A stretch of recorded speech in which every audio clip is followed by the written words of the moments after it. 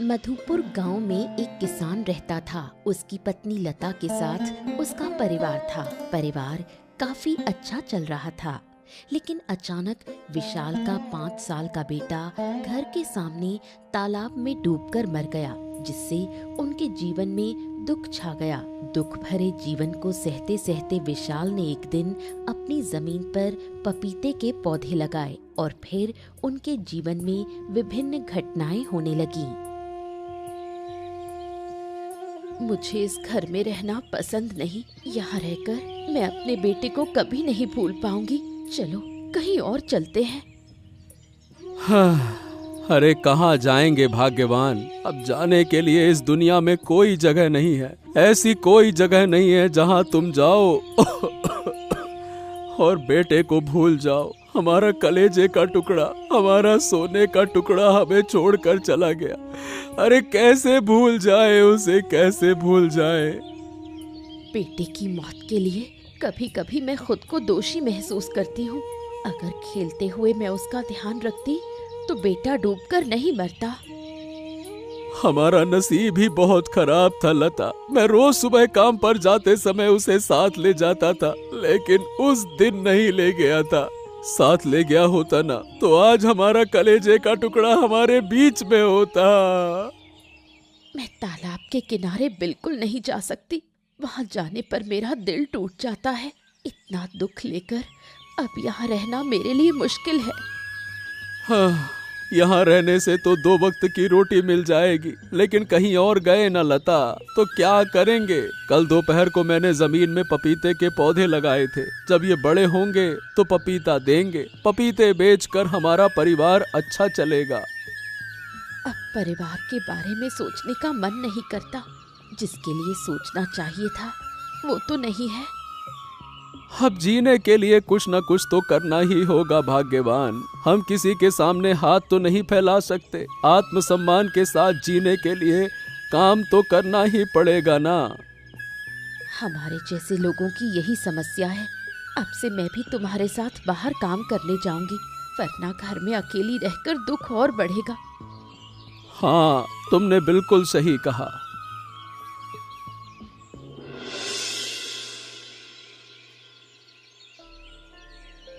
अरे ये पपीते के पेड़ बड़े अजीब दिख रहे हैं। ये सभी पेड़ सुनहरे रंग के हैं। क्या बात है, मैंने अपने जीवन में ऐसे पेड़ तो कभी नहीं देखे। क्या बात है दादा, तुम्हारे पपीते के पेड़ देखकर तो मैं हैरान हूँ। लगता है जादुई पेड़ हैं। जादुई पेड़ नहीं तो इतने सुनहरे कैसे होंगे। अरे जादुई पेड़ जैसी कोई चीज नहीं होती है अनुज, लेकिन ये बात सच है कि ये पेड़ रहस्यमयी लग रहे हैं। मतलब ऐसे पेड़ तो मैंने अपने जीवन में नहीं देखे। और नहीं तो क्या। अच्छा दादा, मैं क्या कह रही हूँ कि तुम मुझे अपने इस पेड़ के कुछ पौधे दे दो, मैं भी अपने यहाँ लगा लूँ। बड़े कमाल के लग रहे हैं। हाँ हाँ, ले लेना ले लेना। पेड़ से पपीता उगने के बाद मैं तुझे कुछ पौधे दे दूंगा, ठीक है। अरे क्या ठीक है, लेकिन पेड़ तो बड़े हो गए और अभी तक कोई पपीता आया नहीं। पपीता उगेगा कि नहीं उगेगा? अब क्या पता, मैं तो कुछ समझ ही नहीं पा रहा। अगर पपीता नहीं उगा तो पेड़ लगाने का मतलब ही क्या? फिर तो मैं सारे पेड़ ही काट दूंगा। सिर्फ पेड़ छोड़ने से क्या फायदा? फालतू में जमीन के पोषक तत्व खा रही है। पेड़ अभी बहुत छोटे हैं और इतने छोटे में पपीता नहीं आता है। पेड़ ऐसे ही बड़े दिख रहे हैं। सही कहा दादा। अच्छा दादा, घर जा रहे हो या फिर यहीं रहोगे? अब क्या है, दोपहर हो गई है, इतनी धूप में काम करना मुश्किल है। अरे नहीं रे, अब धूप में काम करने का मन नहीं है। चलो घर चलते हैं। अच्छा दादा, अब क्या कहूँ मैं, समय बहुत मुश्किल से गुजर रहा है। जरूरत के कारण कभी कभी मन करता है कि भीख मांग लूं, फिर भी पत्नी की चिंता भी है। सब मिलाकर स्थिति बहुत खराब है दादा। हाँ रे, जानता हूँ। मेरे परिवार की स्थिति भी अच्छी नहीं है। बेटे के जाने के बाद से मेरा तो काम में मन नहीं लगता, इसीलिए पपीते के पौधे लगाए थे। देखना होगा पपीता उगता है या फिर नहीं उगता। हाँ देखो, मुझे भी कुछ करना होगा। हाथ बांधे बैठे रहने से काम तो नहीं चलने वाला। कुछ ना कुछ तो करना होगा। और नहीं तो क्या। चल भाई अनुज, मैं घर जाता हूँ, बाद में तुझसे बातें होंगी, ठीक है? ठीक है दादा, चलो। अलक निरंजन, मैंने 2 दिन से खाना नहीं खाया बच्चा, मुझे कुछ खाने को दे दो। लेकिन बाबा, इस समय हमारे घर में खाने के लिए कुछ नहीं है।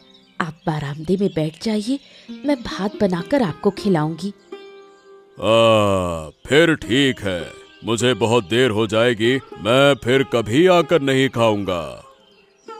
आप मत जाइए बाबा, अगर आप चले गए तो बहुत बुरा होगा। एक बार तो हमें नुकसान हुआ है, अब नए नुकसान की जरूरत नहीं। तुम्हें कोई नुकसान नहीं होगा। देखो, आगे अच्छे दिन आएंगे, लेकिन इंसान पर नजर लग सकती है, इसीलिए बहुत सावधान रहना होगा। बाबा, हमारे जीवन में अब खुशी नहीं आएगी। हमने अपनी सबसे प्यारी चीज खो दी, फिर शांति कैसे आएगी? कौन कहता है नहीं आएगी? मैं देख सकता हूँ, तुम्हारी खोई हुई संपत्ति फिर से लौट आएगी। लेकिन कैसे बाबा? ऊपर वाला जो संपत्ति ले गया, क्या वो लौटाएगा? सीधे तौर पर नहीं, ये चीज तुम्हारे बीच दूसरे रूप में लौटेगी, लेकिन तुम्हें बहुत सावधान रहना होगा, वरना बार बार संकट में पड़ोगे। आज पहली बार थोड़ी शांति मिली बाबा। हमेशा मानसिक दुख में दिन बीतता है। चारों तरफ से तुम्हारा भाग्य खुल जाएगा, लेकिन एक बात याद रखना, इस बरामदे में कम आना। ये जगह तुम्हारे लिए अच्छी नहीं है। जब आप कह रहे हैं तो मैं सावधान रहूंगी। अब बाबा, आपके लिए कुछ खाना बनाती हूँ, आप खाली हाथ मत जाइए। ठीक है बच्चे, इतनी कोशिश करने पर मैं खाली हाथ नहीं जाऊंगा।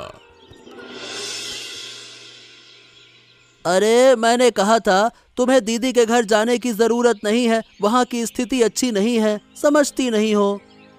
स्थिति अच्छी होने का मतलब ये नहीं कि वो लोग भूखे रहते हैं। वहाँ 2 वक्त की रोटी मिल ही जाएगी। जब दीदी परेशान थी तब तो हम एक भी दिन उनके पास नहीं गए। अब हमारी थोड़ी सी समस्या क्या हो गई, मुंह उठा के चल दे दीदी के घर पे।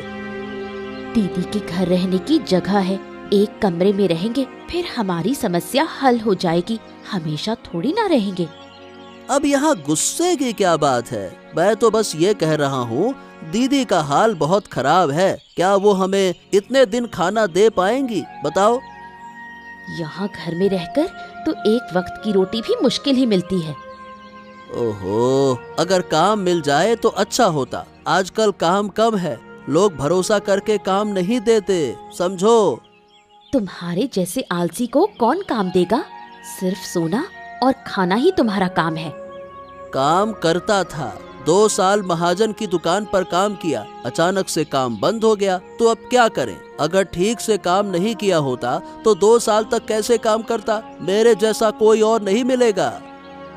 तुमने ठीक से काम नहीं किया, इसलिए सब खत्म हो गया। काम नहीं मिला, सच कहूँ तो तुम्हारा कुछ नहीं हो सकता।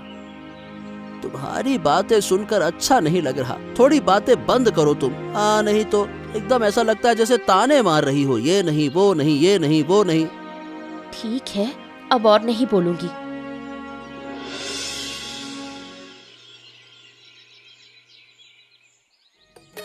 अकेले बैठे बैठे क्या सोच रहे हो बच्चे?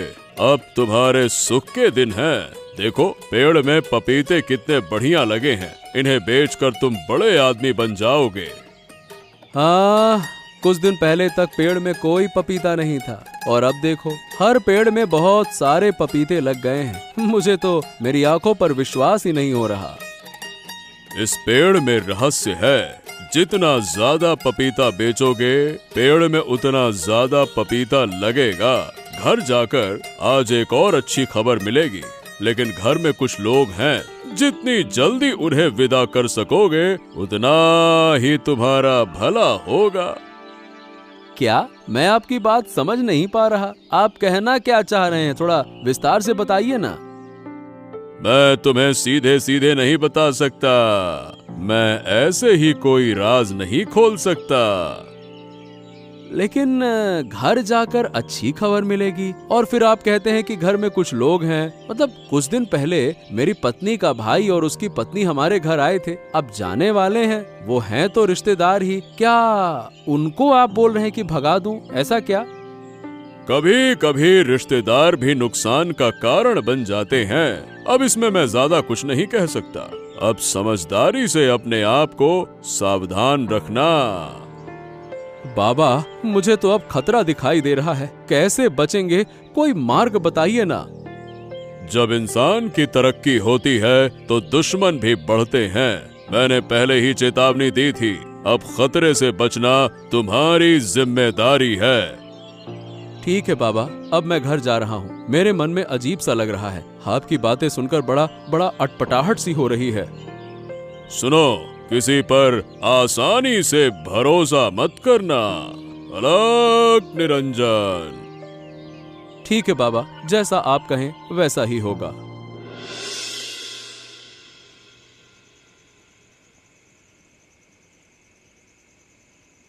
आहा, क्या बात है लता, आज तो तुम बड़ी खुश लग रही हो। इतने दिनों से तुम्हें इतना खुश नहीं देखा। आज इतनी खुशी का कारण क्या है? हमारे घर में नया मेहमान आने वाला है। ऊपर वाला हमारी तरफ देख रहा है। आहा, इतनी घुमा फिरा कर बातें मत करो। सीधे सीधे बताओ, हुआ क्या है? हम फिर माँ बाप बनने वाले हैं। मैं जो खुशी महसूस कर रही हूँ उसे शब्दों में बयान नहीं कर सकती। हाँ, क्या? अरे लता, देखो देखो, खुशी के मारे मेरी आंखें भर आई। बहुत दिनों बाद बहुत अच्छा लग रहा है। साधु बाबा ने मुझसे कहा था कि आज मुझे खुशखबरी मिलेगी। उनका कहना सच निकला। कुछ दिन पहले हमारे घर में एक साधु बाबा आए थे। उन्होंने मुझसे कहा था कि हम खोई हुई संपत्ति वापस पाएंगे। अब समझ रही हूँ कि उन्होंने क्या कहा था। हाँ, साधु बाबा बहुत अजीब किस्म के इंसान है। रहस्यपूर्ण बातें करते हैं। उनकी बातें सीधी सीधी नहीं होती। हाँ, तुम बिल्कुल सही कह रहे हो। हमें बहुत सावधान रहना होगा। अरे लता, उन्होंने मुझसे कहा कि जितनी जल्दी आपदाएं दूर होंगी उतना ही हमारा कल्याण होगा। समझ गई, शायद ये राहुल और टीना की वजह से है। अब उन्हें हमारे घर से भेज देना चाहिए। रिश्तेदार हैं, भेजने में बुरा नहीं लगेगा। जितने दिन चाहे रहे। नहीं, हमारी हालत अगर ठीक होती तो कोई दिक्कत नहीं। अब हमारे खर्च बढ़ जाएंगे। अब देखते हैं, तुम्हारे भाई के लिए कोई न कोई काम का इंतजाम कर सकते हैं क्या, या फिर क्या होता है, देखते हैं। मेरा भाई तो आलसी है, काम करेगा ही नहीं। अरे मेरे पपीते के बाग में तो रह सकता है ना। इतने पपीते हैं कि रोज बाजार ले जाना मेरे बस की बात तो नहीं है। भाई से बात करो, अगर वो तुम्हारी मदद करे तो अच्छा रहेगा।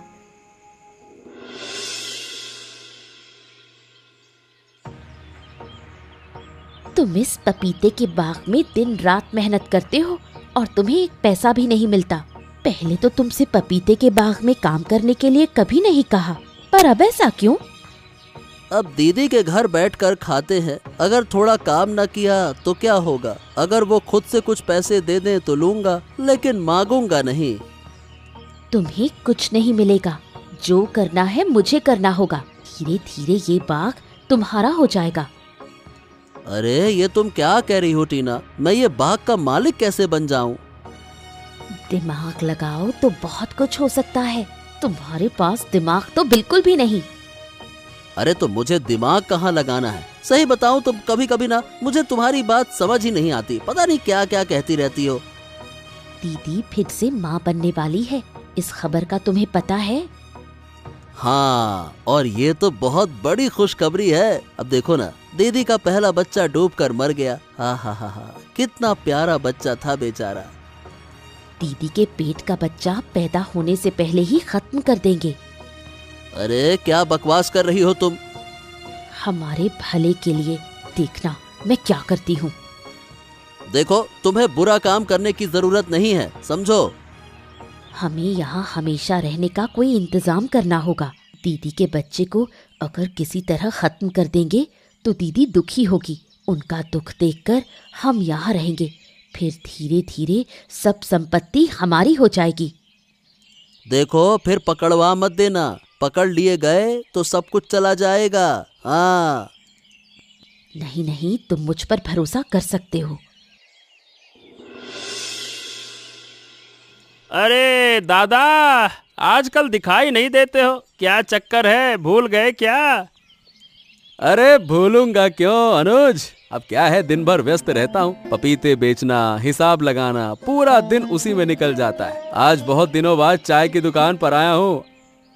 वैसे दादा, पपीते बेचकर तुम बड़े आदमी बन गए हो। तुम्हारा बाग है तो बड़ा अजीब, जितना ज्यादा पपीते तोड़ते हो उतने ही ज्यादा पपीते उगते हैं। अरे मैंने कहा मुझे भी एक पपीते का पौधा दे दो ना दादा। हाँ, तू पौधे मत मांग, मेरे बाग से एक नहीं 2-4 पपीते तोड़ ले, बस पौधे मत मांग। बाग से पपीता लेना मुझसे पूछने की जरूरत नहीं है। तुम मेरे सबसे करीबी हो भाई, ले लेना जितने पपीते चाहिए। हाँ, लेकिन करीब होने का फायदा क्या? ऐसे भूलना थोड़ी चाहिए ना। तुमने मुझे पौधा दिया, ऐसे ही छोड़ दिया, खुद बड़े अमीर बन गए, मैं तो रह गया पीछे। अरे गुस्सा क्यों करते हो? तुम हमारी जगह होते तो समझते। अरे नहीं नहीं नहीं दादा, गुस्सा क्यों?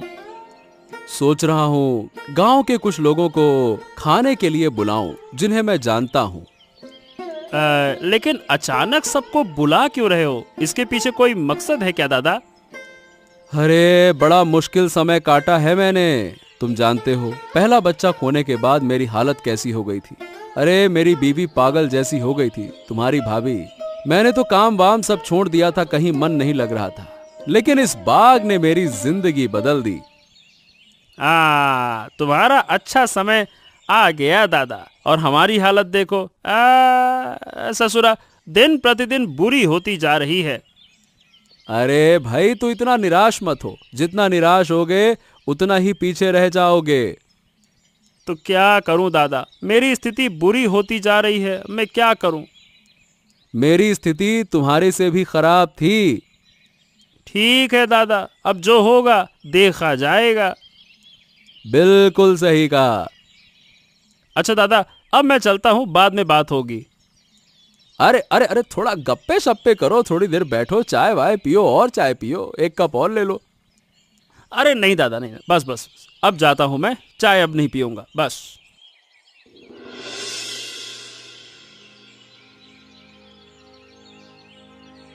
पेट में बच्चा होने पर क्या पूरे दिन सोते रहते हैं? तुम्हें तो एक काम करता नहीं देखती। तुम क्या कह रही हो?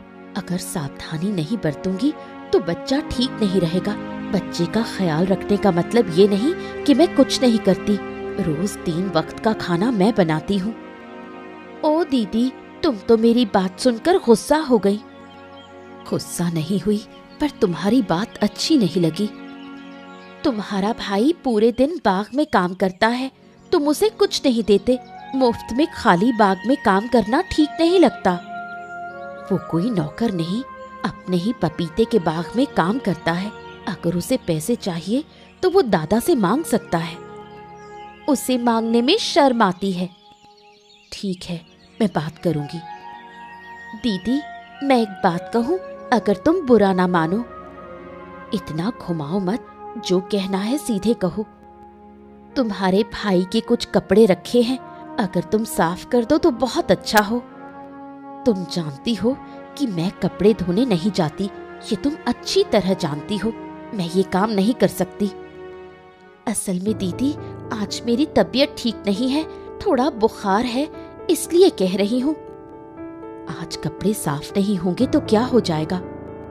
बहुत गंदे हो गए हैं, रोज खेत में काम करने की वजह से और ज्यादा गंदे हो जाते हैं। तुम्हें साफ करने पड़ेंगे दीदी। ठीक है, देखूंगी क्या किया जा सकता है। दीदी देखो मत, सिर्फ कर दो। ठीक है, अभी मुझे खाना बनाना है, खाना बनाने के बाद भाई के कपड़े साफ कर दूंगी। दीदी, तुमने मेरी कितनी मदद कर दी।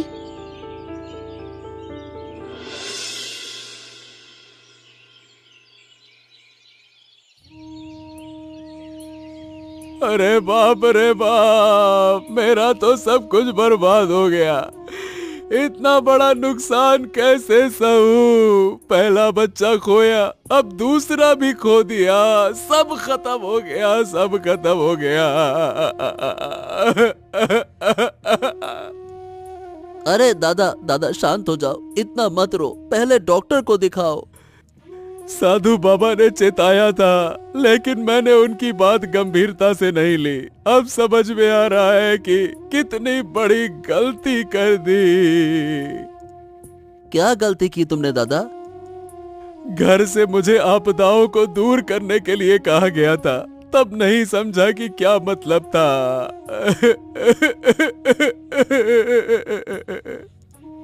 अब डॉक्टर को दिखाना चाहिए दीदी को, अब ज्यादा बातें नहीं करनी चाहिए। अरे डॉक्टर को दिखाकर क्या होगा? कोई अगर नुकसान करना चाहे तो डॉक्टर क्या रोक पाएगा? बता। अब कौन तुम्हारा नुकसान करना चाहता है दादा? मेरी बात नहीं समझ रहे हो क्या? इतना ना समझ बनने का ढोंग मत करो। अब मैं सच कह रहा हूँ दादा, मुझे तुम्हारी बात नहीं समझ में आ रही। आज तुम्हारी पत्नी ने लता से कपड़े साफ करवा लिए। कल कौलपाड़े में कपड़े धोते समय लता फिसल गई थी। तुम्हारी पत्नी जानती थी कि लता कौलपाड़े न जाए, फिर भी जबरदस्ती भेज दिया, उसको भेज दिया। क्या लता को पता था कि दीदी ऐसे गिर सकती है? कपड़े धोने वाली जगह पर किसी ने साबुन वाला पानी फेंका था। मुझे लगता है ये तेरी पत्नी का काम है। दीदी तुम हमारा अपमान कर रही हो, टीना ऐसा नहीं कर सकती। देखो, तुम लोग बहुत दिन से मेरे घर में रह रहे हो, अब लगता है तुम्हारा जाने का समय है। ठीक है, तुम हमें दूर करना चाहती हो ना, तो ठीक है, हम चले जाएंगे। साफ साफ बोल दो ना, ऐसा घुमा फिरा के कहने का क्या मतलब है? मुझे तुम्हें इतने दिन घर में नहीं रखना चाहिए था। अपने घर जाकर जो जमीन जायदाद है उसकी देखभाल करो। मेरी बात मानोगे तो फायदे में रहोगे। हाँ ठीक है, ठीक है, ठीक है, अब हम तुम्हारे घर में नहीं रहेंगे, ठीक है। देखा, मेरी बुद्धि कितनी काम आई। अब हम यहाँ पूरी जिंदगी रह सकते हैं। इतनी खुश होने की बात नहीं है। दीदी ने हमें कहा कि हम इस घर को छोड़ दें। पागल हो क्या? अब कहीं नहीं जाएंगे। इतना आराम छोड़कर कोई कहीं जाता है क्या? हाँ सही है, हम बहुत आराम में हैं, है ना? अरे जन्म से कभी इतना आराम नहीं मिला। थोड़ी मुश्किल में बाग में रहना पड़ा, लेकिन क्या है, आराम तो था। सुनो, दीदी की बात पर ज्यादा ध्यान मत दो।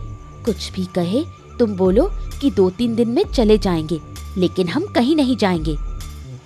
मुझे डर है कि कब दीदी जोर देकर हमें बाहर ना कर दे। हमें निकाल दिया तो हम पपीते के हर पेड़ को काट देंगे और फिर जाएंगे। अच्छा, जिस उद्देश्य से तुमने वो कौलपाड़े में साबुन की गोलियां रखी थी, वो सफल होगी या फिर तुम्हारी मेहनत व्यर्थ जाएगी? क्या कहती हो? अरे होगी। मैं आसानी से अधूरी चीजें नहीं करती। कल सुबह डॉक्टर आएगा, तभी सब पता चलेगा। मैं तो पहले से ही सब समझ रही हूँ। देखो ना, दीदी चल नहीं पा रही। दीदी की बात सुनकर तो कोई भी बीमार नहीं लगेगा। पैरों में हल्का चोट लगने जैसा लग रहा है। अगर दीदी को कुछ नहीं हुआ तो हमारी योजना बेकार हो जाएगी। ऐसा है टीना, अगर इस योजना में काम नहीं हुआ तो फिर नई योजना बनानी होगी। दीदी के पेट के बच्चे को खत्म करने के लिए जरूरत पड़ी तो जहर वाला खाना खिला दूंगी। ऐसा करते हुए फिर से खतरे में मत पड़ जाना। मैंने कहा ना, मैं अधूरी चीजें नहीं करती। तुम मुझ पर पूरी तरह भरोसा कर सकते हो। हाँ भरोसा तो है, और तुम भी मुझ पर भरोसा रखो। ये सब चालाकी के काम सिर्फ तुम ही अच्छे से कर सकती हो, क्योंकि तुम चालाक और चंट हो।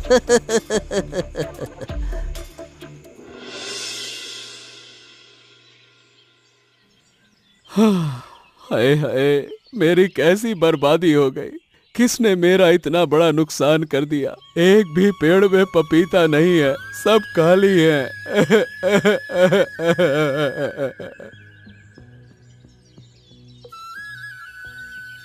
दादा, ए दादा, क्या हो गया? यहाँ खड़े खड़े रो क्यों रहे हो? क्या बात है? देखो मुझे कितना बड़ा नुकसान हो गया। मेरे सुनहरे पपीते के बाग में एक भी पेड़ नहीं बचा। हाँ दादा, एक रात में सब खत्म हो गया। सच कहूँ तो इस दुनिया में कोई किसी का भला नहीं चाहता। वही तो, मैंने किसी का नुकसान नहीं किया, फिर भी लोग मेरे पीछे क्यों पड़े हैं? क्यों क्यों? तुम्हारे इस बाग पर कई लोगों की नजर है दादा। कोई ईर्ष्या करता है, कोई जलता है, और अब देखो पपीते का पेड़ ही खराब हो गया। तुम रो मत दादा, कुछ दिनों में फिर से पपीते के पेड़ लगा देंगे। क्या हो गया? मेरे अपने लोगों ने ही ये बर्बाद कर दिया। साधु बाबा की बात ना सुनकर ये हुआ है। अगर साधु बाबा से फिर एक बार मिल पाता तो बड़ा अच्छा होता। हैं? अपने लोग? किसकी बात कर रहे हो दादा? मेरे घर में 2 लोग हैं, 1 महीने से पड़े हुए हैं, घर जाने का नाम नहीं ले रहे। वैसे अपने ही लोग ज्यादा नुकसान करते हैं। अब से सोच समझ कर चलो दादा, फिर कोई खतरा नहीं होगा। ठीक है, आज घर जाकर उन दोनों को बाहर कर दूंगा। और ये तुम्हारे बुआ के भाई है ना? कभी कभी मेरी उनसे बात होती है। अक्सर तुम्हारे पपीते के बाग में बैठे हुए देखता हूँ। हाँ, पपीते के बाग में काम नहीं करते, बस बैठे रहते हैं। शैतान को मैं आज ही घर से निकाल दूंगा, बस बहुत हो गया। हाँ, नहीं तो जब से मेरे घर पर आए हैं कुछ न कुछ उठापटक मची रहती है। साधु बाबा ने कहा था कि ये आपदा है, आपदा, इनको दूर करो, लेकिन मैंने अरे बस बस बस बस दादा, इतना गुस्सा क्यों? बुआ के भाई का नुकसान नहीं कर सकते। आराम से आराम से। मैं अच्छी तरह से जानता हूँ, राहुल और उसकी बीवी ने ही ये सब कुछ किया है। हो सकता है, लेकिन घर जाकर पूछताछ करके देखो पहले। ठीक है भाई अनुज, अब मैं घर जाता हूँ, बस।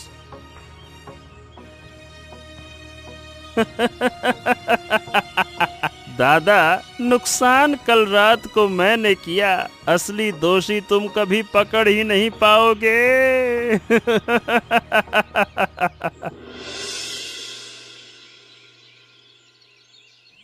दीदी, अब आप कैसी हैं? कुछ दिनों में बहुत परेशानी झेलनी पड़ी। मैं अब बिल्कुल ठीक हूँ। डॉक्टर ने भी कहा कोई समस्या नहीं, पैरों में हल्की चोट लगी है बस। आपके लिए दूध लाऊं? इस समय दूध पीने से शरीर में ताकत आएगी। दूध कहाँ से लाएं? मेरे लिए दूध नहीं खरीदा जाता। आपके भाई से कहा कि वो आज 1 लीटर दूध ले आए, तो वो आज 1 लीटर दूध ले आया। अचानक मेरे ऊपर इतना ध्यान, फिर से चाल चली क्या? मैं अब तेरे फंदे में नहीं फंसूंगी। दीदी, मुझ पर अविश्वास कर रही हो? मैं हमेशा तुम्हारे भले के लिए सोचती हूँ। हाँ, मैं जानती हूँ, तुम दोनों ने मिलकर पपीते के पेड़ नष्ट कर दिए। क्यों किया ऐसा? तुम हमारे घर में रहकर भी नुकसान करना चाहते हो। एक दिन बड़ी मुसीबत आएगी, जब आएगी तो तुम्हारे पास कोई नहीं होगा। दीदी, आप मेरा अपमान कर रही हैं। अगर तुम्हें अपमान बोध होता तो तुम यहाँ नहीं रहती। तुम्हारे भले के लिए कह रही हूँ, अब इस घर से चली जाओ।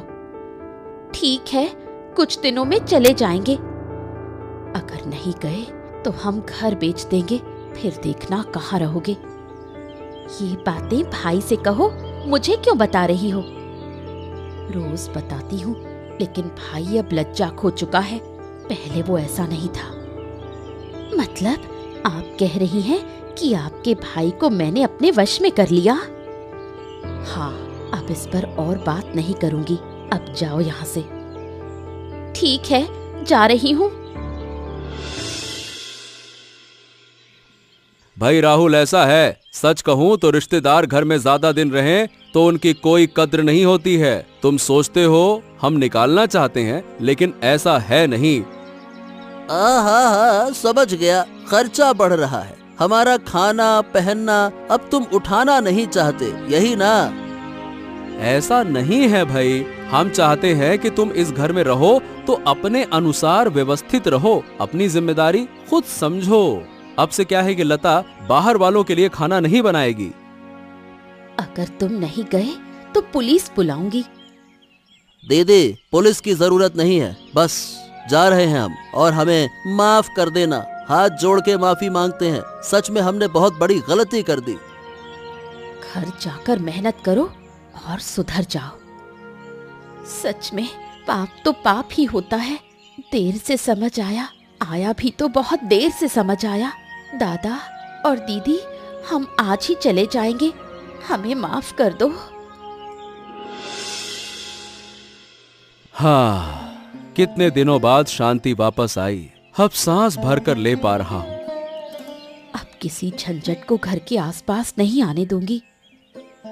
सुनो, मेरे सुनहरे पपीते की बगिया फिर से पेड़ और पपीते से भर गई है। दादा दादा दादा, मैं बड़ी मुश्किल में हूँ, केवल आप ही मुझे बचा सकते हो। दादा बचा लो दादा, बचा लो। अरे अरे अरे, क्या हो गया? उस दिन तुम्हारे पपीते के बाग से सब पपीते मैंने तोड़े थे। उसके बाद से मेरे शरीर में चोट लग गई। क्या? अरे लेकिन तुम ऐसा कर कैसे सकते हो? मैंने सपने में भी नहीं सोचा था। मैं तुम्हें भाई जैसा मानता हूँ और तुमने ऐसा कर दिया। मुझे माफ कर दो दादा, अब मैं तुम्हारे पपीते की बगिया की रक्षा करूंगा। कभी ऐसा नहीं करूंगा, कभी ऐसा नहीं करूंगा। गलती हो गई। ठीक है, शांत हो जाओ। बस मैंने तुम्हें माफ कर दिया, लेकिन फिर कभी गलत काम मत करना। वादा करता हूँ दादा, वादा। अब मैं चलता हूँ, गलती हो गई दादा, माफ करना। हाँ, चलो लता, ये झंझट भी खत्म हो गया। हाँ। अरे तुम क्यों नहीं खा रही हो? बैठो। तुम्हें तो ज्यादा खाना चाहिए। अभी खाया, थोड़ी भूख लगेगी तो फिर खाऊंगी। और कुछ मुझे भी खिला दो बच्चा। बाबा आइए।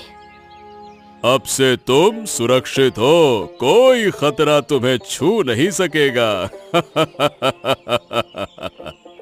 ऐसी ही मजेदार कहानियां देखने के लिए हमारे चैनल को सब्सक्राइब करना ना भूलें।